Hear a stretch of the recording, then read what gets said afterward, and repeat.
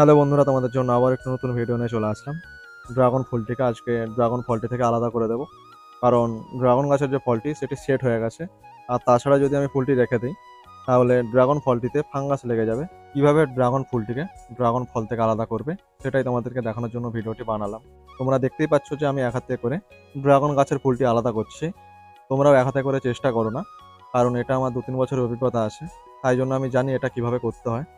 কিন্তু যারা নতুন তারা যদি চেষ্টা করো তাহলে ড্রাগন গাছের যে ফলটি তোমরা দেখতে পাচ্ছ সেই ফলটি গোড়া থেকে খসে যাবে, আর তোমরা সেটা বুঝতেও পারবে না। তারপরে আস্তে আস্তে দেখতে পাবে ফলটি নষ্ট হয়ে গেছে।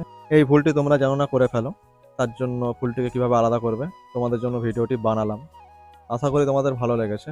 যদি ভালো লেগে থাকে তাহলে লাইক করে দেবে, আর চ্যানেলটি সাবস্ক্রাইব করতে ভুলো না, কারণ পরবর্তী ভিডিওগুলো যাতে না মিস হয়